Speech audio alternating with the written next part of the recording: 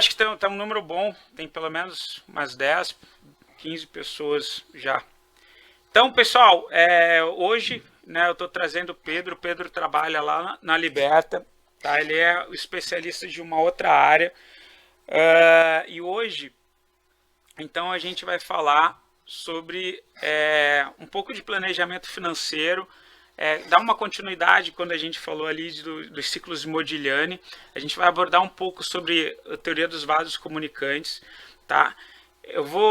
Preparei uma planilhazinha que está também lá na tabela que eu uso para fazer os estudos de rebalanceamento, mas levantando algumas questões assim de planejamento, né, para a gente saber o quanto que a gente precisa guardar de dinheiro, qual é a rentabilidade média da carteira, né, ter um planejamento de quanto tempo mais eu preciso trabalhar, quanto tempo eu vou poder... Tudo bem, Sidmar? Quanto tempo eu vou poder gozar daquelas da aposentadoria, Tudo bem. né? Tudo bem. Então, basicamente, hoje a gente vai inverter. O Pedro ele tem uma outra reunião. A gente vai começar falando do tema principal de hoje. Depois eu vou trazer o mapa de calor, o giro de notícias, para a gente abordar ponto a ponto. E aí, voltando, né? Quais são os papéis? Muita gente entrou até em IRB ali, o IRB deu uma estourada, já bateu o alvo de todo mundo, pelo menos para quem pegou 8%. O Fábio deve estar rindo aí, me zoando daqui a pouco. Mas vamos lá então, deixa eu compartilhar com vocês aqui. Só o último ponto que a gente falou, né? A gente falou ali no ciclos de Modigliani, né? Quando a gente falou lá dos ciclos de Modigliani, deixa eu só pegar aqui rapidinho.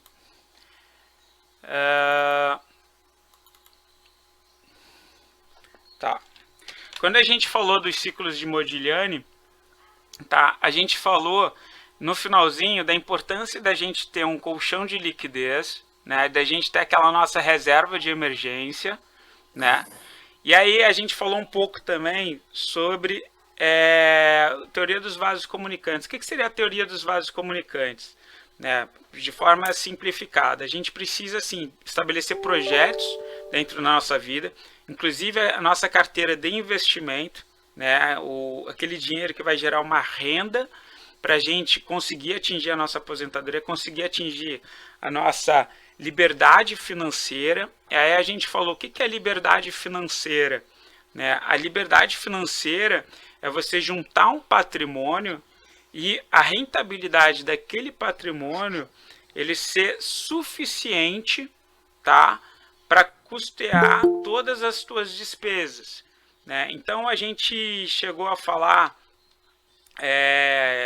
quando a gente falou lá do Modigliani, então, que a gente vai ganhando dinheiro, né? Chega um ápice da carreira, né? E aí a gente começa a entrar num declínio, a gente começa a ficar caro para o mercado, a gente precisa, vez por outra, ser obrigado a mudar de ramo de atividade, inclusive. E então trabalhar com esses pontos. Uma questão que eu preparei para vocês, só para vocês terem uma noção, por exemplo. Então, fazer só um review geral, né? Como é que a gente faz esse estudo, que está lá na tabela também de rebalanceamento. Tá? Primeiro a gente vai ter que considerar a nossa despesa mensal, e as pessoas já levam um susto aqui quando elas de fato colocam, para quem não tem um controle financeiro muito bom, né? Colocam ali no papel e na ponta do lápis para ver tudo que tem de despesa. E aqui é importante considerar também o seguinte: quem está casado, quem tem companheiro, que tem divisão de gastos, a gente tem que pensar lá para frente que talvez, né, vamos bater na madeira aí três vezes, né, mas eventualmente a gente vai ter uma despesa que no momento está suportado por 2 e que possa vir a ser suportado por 1. Né? Então a gente tem que considerar essas variáveis. Né? A remuneração é a mesma coisa. A gente vai considerar a nossa remuneração agora. Uma coisa que eu sempre tive de preocupação é sempre tentar ter mais de uma fonte de remuneração. Né? O capital investido, o retorno sobre esse capital investido eu não trato como remuneração. tá? É o retorno, né? É o juros sobre o capital próprio, e geralmente eu tendo a reinvestir para me ajudar nas economias mais à frente, né? O investimento inicial, vamos colocar um exemplo aqui, alguém que chegou num, sei lá, 30 anos, não tem nada investido, que a pessoa está atrasada, por exemplo, né? Anos para se aposentar. Imagina que a pessoa está lá com 30, de repente ela vai se aposentar com 35, mais 35 anos trabalhando, tá? E aí ela vai com 65 anos, 70, 80, 90, tá? E aí vai ficar 35 anos gozando daquela aposentadoria, por exemplo, tá? E a taxa real mensal, eu penso no estudo lá de rebalanceamento, tá um valor do histórico de rentabilidade da carteira, que a gente está estudando, está trabalhando para dar uma rentabilidade melhor.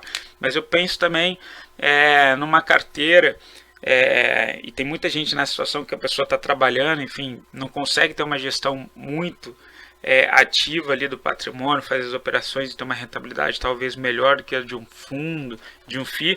Eu trago o médio, né? O médio ali de tanto de pagamento de dividendos isentos de imposto de renda dos fundos imobiliários, quanto de uma carteira de boas ações, por exemplo, TRPL 4, TE11, Qual 3, Home 3, BBAS 3, Banrisul, NAT, BRDT 3, aquelas ações, né, boas pagadoras de dividendos. Então 0,5%. E o aporte mensal, isso daqui vai ser quanto que a gente deveria fazer de desconto, guardar e reinvestir por mês para a gente atingir aquele objetivo, tá? Então o aporte mensal ele vai representar lá 8,62% da carteira. Veja que é muito pouco, tá? O Brasil ele tem uma das piores taxas de poupança do mundo, tá? A taxa de poupança da pessoa guardar dinheiro, tá? É abaixo de 30%. Tem países na Ásia, principalmente, que esse número de poupança ele chega de 40% a 50%, tá? Então, uma pessoa nessa situação, por exemplo, tem 35 anos para trabalhar, vai ficar 35 anos gozando, monta uma carteira de FII, ela teria que montar mais ou menos uma carteira de 1.227. E aí, qual é a importância da gente entender, até pela teoria dos vasos comunicantes, né, os projetos que a gente vai estabelecer. E daqui vai ser uma carteira, depois a gente vai ver como que a gente vai montar, né, esses ativos para ele ter uma rentabilidade de 0,5%. Tá? Se vai ter 30% em renda fixa, 70% em renda variável, se dentro desses 70% de renda variável vai ser 30% de fundo imobiliário, por exemplo, e 60% em ações, e aí desses 60% em ações a gente pode colocar 70% em ações, né? Ficou 30% de fundo imobiliário, de 70% em ações vai ficar 60% em dividendos, 20% em small caps e 20% em ações de hedge, né, operações de hedge. Assim, trabalhar com Markowitz, buscar a fronteira eficiente para a gente ter uma melhor rentabilidade então desse valor investido, para a gente ter ou essa rentabilidade 0,5 por mês ou algo melhor, tentar algo melhor, né? E aí a gente entra então da gente estabelecer as nossas prioridades e olha como que vai impactar esse aporte mensal, tá? Imagina que você coloca lá como teu projeto então, colocar um celular, né? Aí depois você vai querer colocar um carro, né? E aí você vai colocar uma casa, por exemplo. Só que imagina que a gente está falando de um período de 70 anos. Tá? Eu vou colocar só um exemplo. Se você tivesse um celular, que a gente sabe que não vai acontecer, né? Em 70 anos ter apenas um celular, ter apenas um carro, casa, provavelmente sim. Mas vamos ver o impacto disso no retorno aqui. Sei lá, pega um celular lá, tá 1.500. Outra coisa, a tabela não está considerando inflação, tá? Por exemplo, sei lá, o meu primeiro carro foi um Uno eletrônica lá em 1997, acho que custou, sei lá, 12, 13 mil, né? Hoje em dia você não compra um carro com 12, 13 mil. Então a gente vai trabalhar assim com valores sempre aproximados, mas a gente tem que pensar nesses projetos a longo prazo. Imagina que em 70 anos você comprou um celular, já aumentou o quanto que a pessoa vai ter que guardar mensalmente. Aí vai lá, comprou um carrinho melhorzinho, sei lá, gastou 80 mil reais, já subiu para 918. Aí comprou uma casa lá, eu estou trazendo valores arredondados, tá, pessoal? Não vão só para efeito de exemplo, comprou uma casa de 550, né? Ó, já começou a pagar 1.304. Aí, sei lá, a gente pode fazer esse trabalho mensal, imagina, mental, né? Imagina que durante, sei lá, 70 anos, 70 divididos aí por, vamos pegar, sei lá, 5 anos, imagina que a gente tivesse 14 carros, né? Só para a gente ter uma ideia, né? Vezes 14 carros ou 10 carros, sei lá, né? Ó, você já vai ter que ter guardado 1.814, né? Uma casa, tudo bem, imagina que você vai ter ao longo da vida também, vamos lá, sei lá, 14 celulares, né? Então, aí você vai ter ajustando, vai ajustar mais, né? Você vai ter que, sei lá, já guardar 1.823, o percentual aumentou, e o percentual valor final, então, que a gente vai ter como objetivo, ele vai ser inalterado. Então, o importante, então, de todo esse papo, né, a gente estabelecer quais são os nossos projetos, né, depois a gente vai falar especificamente, né, como montar essa carteira daqui, focando numa aposentadoria para bater uma rentabilidade, né, que seja de passivamente 0,5, eu não vou ser trader, por exemplo, o resto da vida, né, e ter uma ideia de quanto que eu preciso mensalmente guardar para ter aquela rentabilidade e cobrir as minhas despesas pelo tempo que eu imagino a partir da minha aposentadoria, tá, pessoal? Acho que a ideia básica é isso daqui. Eu trouxe o Pedro, tá? O Pedro, ele trabalha... Quer se apresentar, Pedro? Sim, tranquilo, Felipe. Boa tarde, pessoal, tudo bem? É um prazer estar aqui falando com vocês hoje. Eu sou responsável pela área de planejamento patrimonial dentro da Liberta Investimentos. Minha especialidade e eu dedico os meus estudos voltado para esta área dentro do mercado financeiro. Então, complementar ao trabalho que o Felipe Nogueira faz como assessor de vocês, eu não olho para a rentabilidade da carteira dos clientes, eu olho para a proteção disso e a proteção, inclusive, do patrimônio, né? E é onde a gente consegue fazer análises ali de planejamento financeiro voltado para este aspecto, tá? Então, é uma área complementar que a gente oferece para os nossos clientes, onde a gente faz análises personalizadas para cada cliente, né? Eu venho do mercado de seguradoras, de outros escritórios da XP, e a ideia é que a gente consiga transferir esse conhecimento hoje aqui para vocês, e depois quem quiser, quem a gente ainda não conversou, né, Felipe? Com alguns a gente já está conversando, mas quem a gente ainda não conversou, a gente pode estudar e entender a situação de cada um. O que a gente vai tentar trazer hoje é mais uma informação geral, assim, para tentar nivelar o conhecimento nesta área em princípio. Eu passei para o pessoal a mensagem falando dessa possibilidade de estudo com o Pedro, tá? E de novo, né, pessoal, a gente tem várias, tem o Jonas, por exemplo, que é especialista em renda fixa, tem o Edu, que é de fundos imobiliários, eu sou mais de renda variável, tem o Pedro, que ajuda nessa parte de planejamento.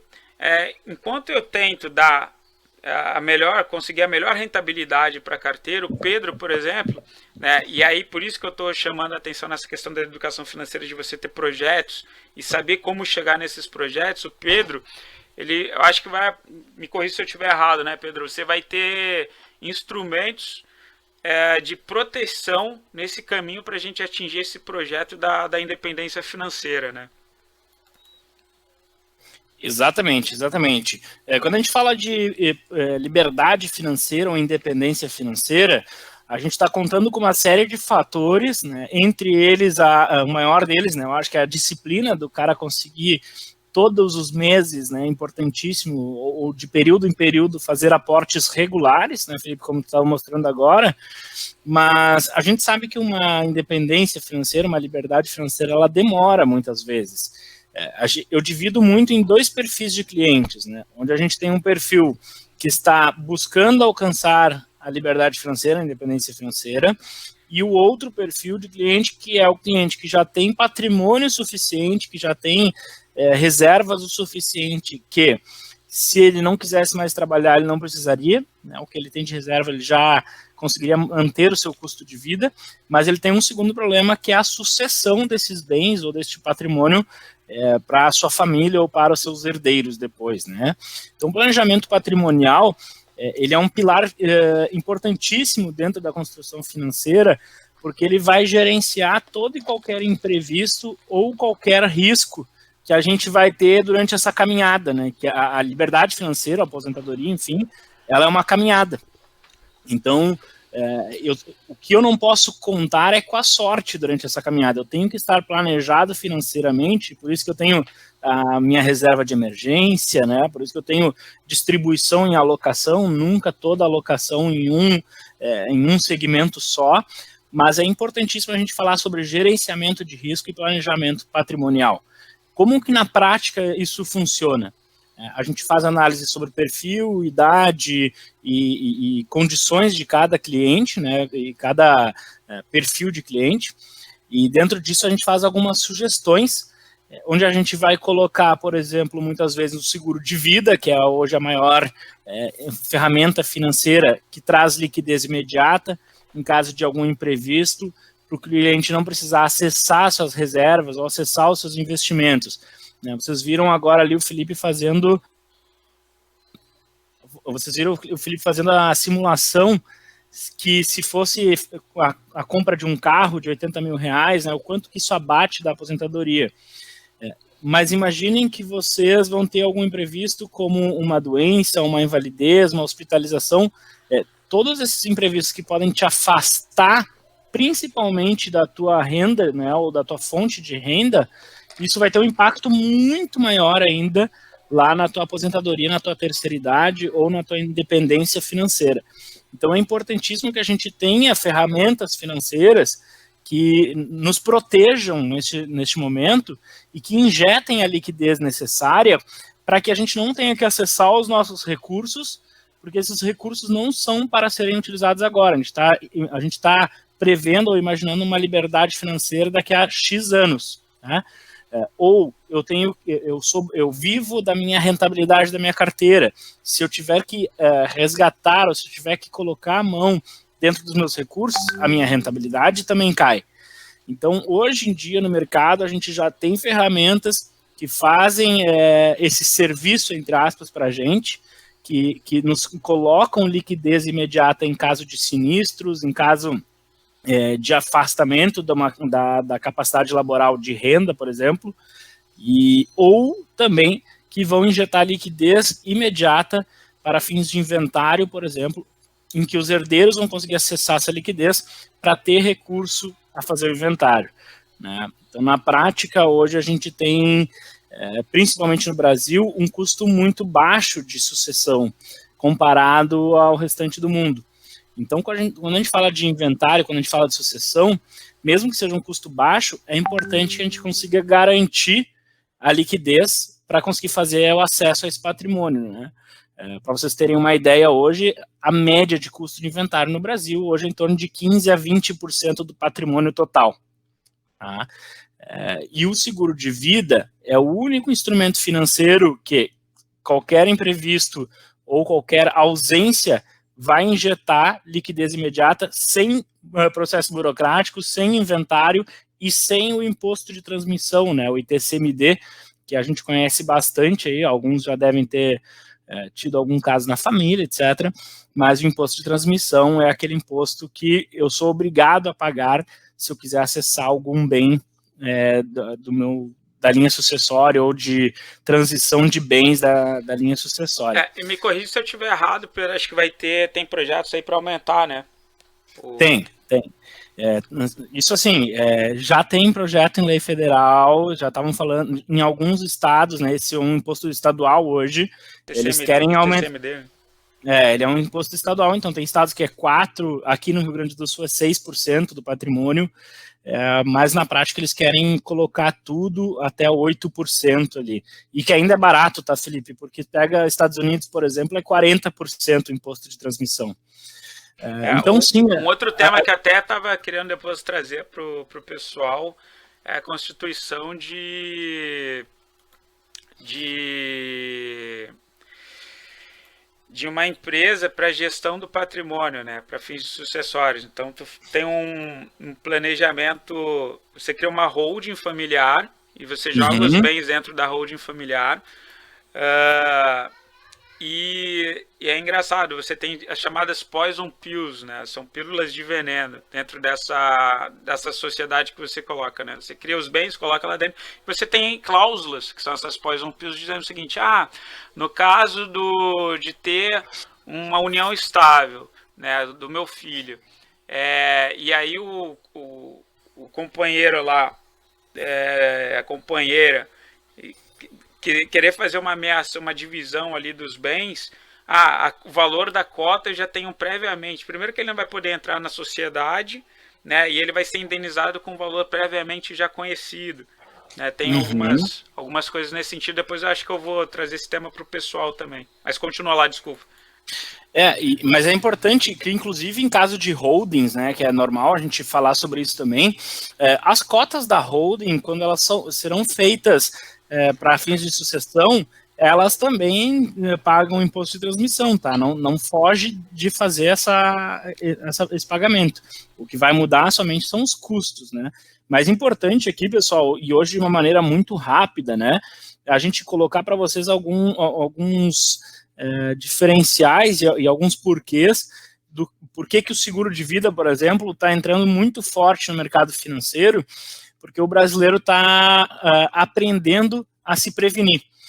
E assim como a gente tem seguro de carro, por exemplo, o seguro do carro não é para proteger o bem em si, né? Porque se roubarem o carro, a gente pode ter condições, muitas vezes, de comprar um outro, né? Se eu consigo trabalhar e consigo gerar renda, no futuro eu consigo comprar um carro novo. Mas o seguro do carro, ele é para proteger o seu bolso.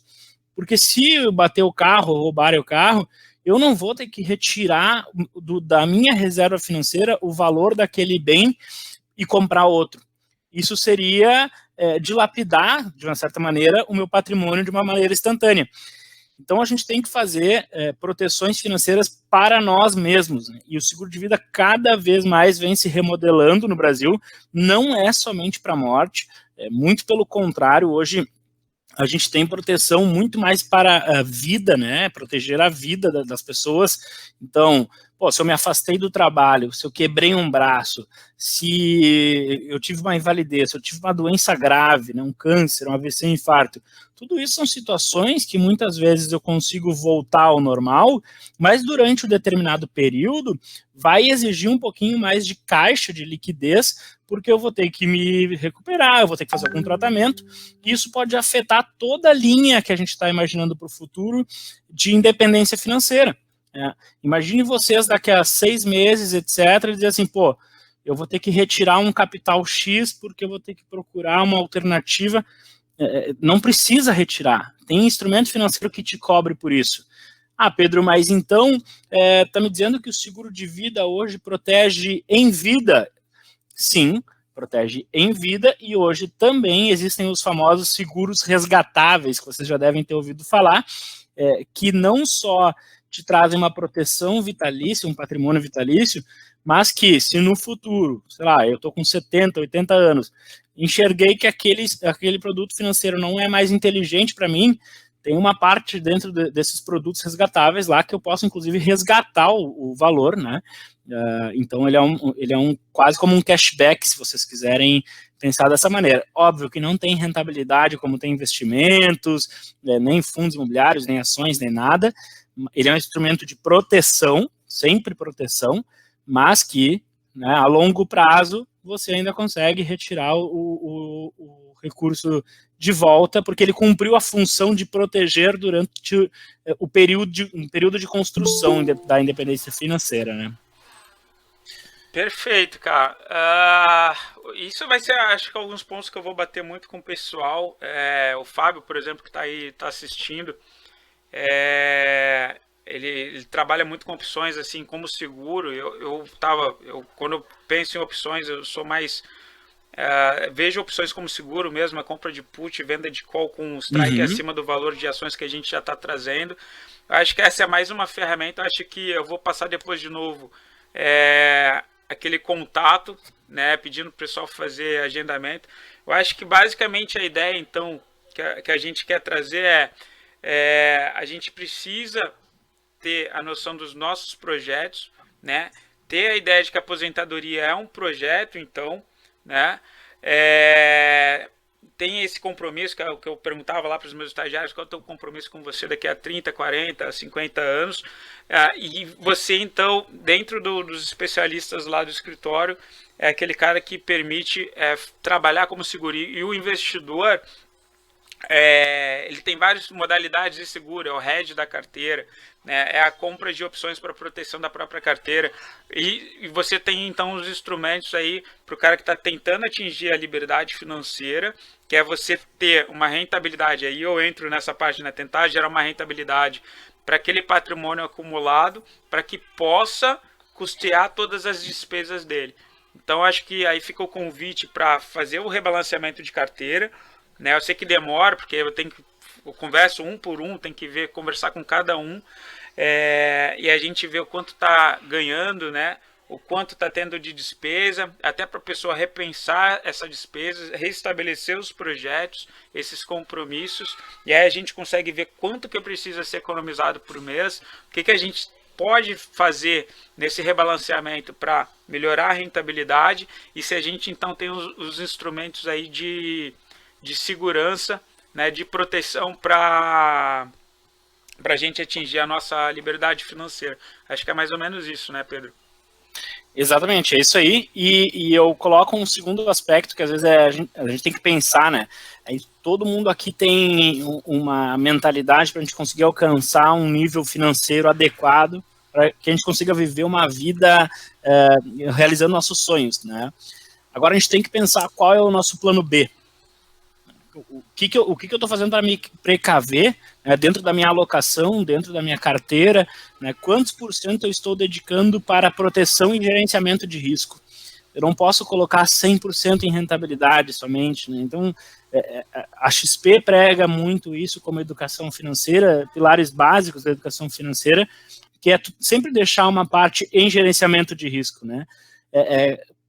Gerenciamento de risco é tipo a reserva do carro. Tipo assim, se acabou o tanque, eu não tenho combustível, eu tenho a reserva, mas eu não posso andar sempre na reserva, né? Sempre no limite, né, Felipe? Então, eu acho que se a gente tem instrumento financeiro para isso, a gente deve usar, e digo mais, cada vez mais vocês vão ouvir falar sobre isso. Eu estou vendo aqui alguns clientes que a gente já conversou, vocês vão entender a necessidade, mas e o legal é que é personalizado, né? Nunca vai ser um produto fechado para um monte de gente, é sempre de acordo com a necessidade e o potencial de cada um, tá? Mas pensem como uma parte de alocação de carteira ali, muito pequena, mas que faz diferença caso haja necessidade. Beleza. Acho que a mensagem é essa. Eu vou voltar ali com eles. Eu sei que você tem uma reunião daqui a 4 minutos, Pedro. Eu vou voltar com eles ali no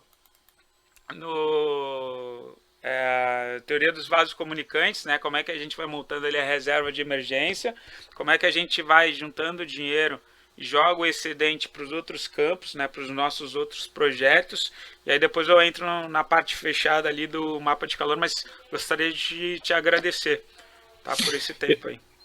Eu que agradeço, pessoal. Procurem o Felipe, a gente tem esse trabalho dentro da Liberta, então é um serviço que vocês podem contatar também e a gente pode trabalhar com vocês. Pensem sobre isso, né? Procurem sobre seguro de vida dentro do planejamento financeiro, vocês vão ler e estudar sobre a importância disso, e eu me coloco à disposição aí para todo e qualquer contato, Felipe. E te agradecer também pela oportunidade de estar falando aí com o pessoal. Capaz, conta comigo aí, cara, tá bom? Gente, obrigado. Dúvidas, estou à disposição. O Felipe tem meu contato, passa para vocês depois. Beleza, então, Pedro.